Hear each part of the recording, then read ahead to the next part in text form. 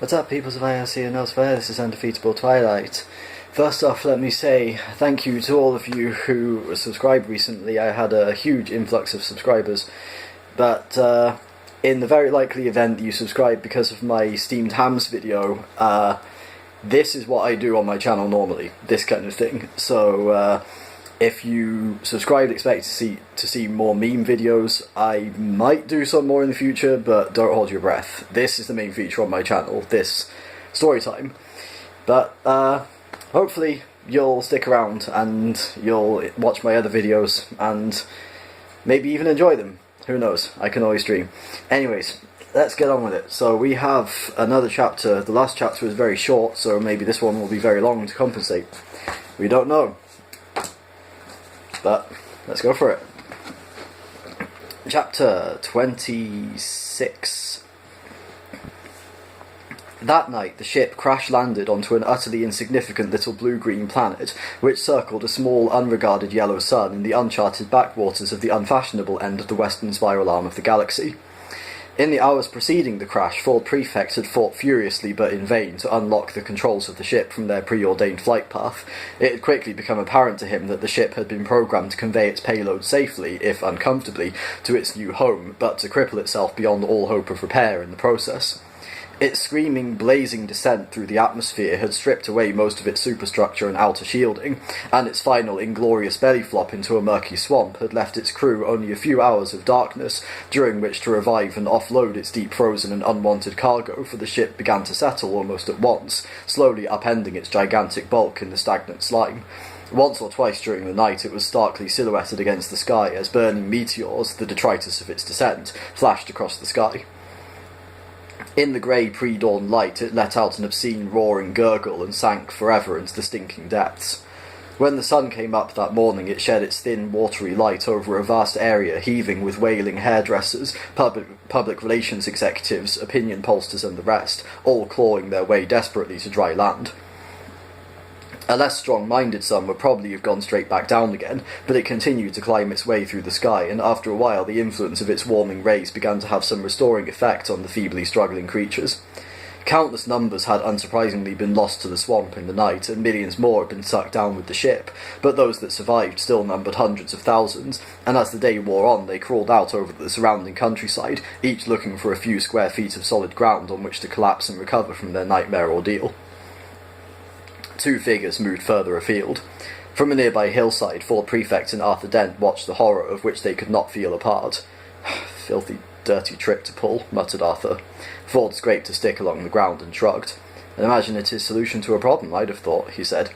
"Why can't people just learn to live together in peace and harmony?" said Arthur. Ford gave a loud, very hollow laugh. 42, he said with a malicious grin. "No, it doesn't work. Never mind."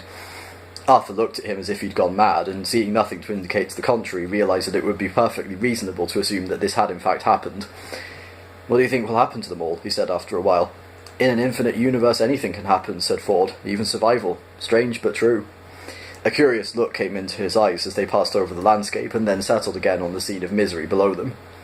"I think they'll manage for a while," he said. Arthur looked up sharply. "Why do you say that?" he said. Ford shrugged. "Just a hunch," he said, and refused to be drawn on any further questions. "Look," he said suddenly. Arthur followed his pointing finger. Down amongst the sprawling masses a figure was moving, or perhaps lurching would be a more accurate description. He appeared to be carrying something on his shoulder. As he lurched from prostrate form to prostrate form, he seemed to wave whatever the something was at them in a drunken fashion. After a while he gave up the struggle and collapsed in a heap. Arthur had no idea what this was meant to mean to him.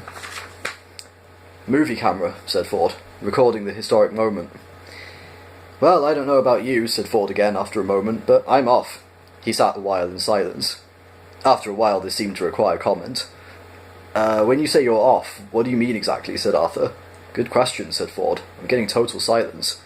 Looking over his shoulder, Arthur saw that he was twiddling with knobs on a small black box. Ford had already introduced this box to Arthur as a sub-ether sensormatic, but Arthur had merely nodded absently and not pursued the matter.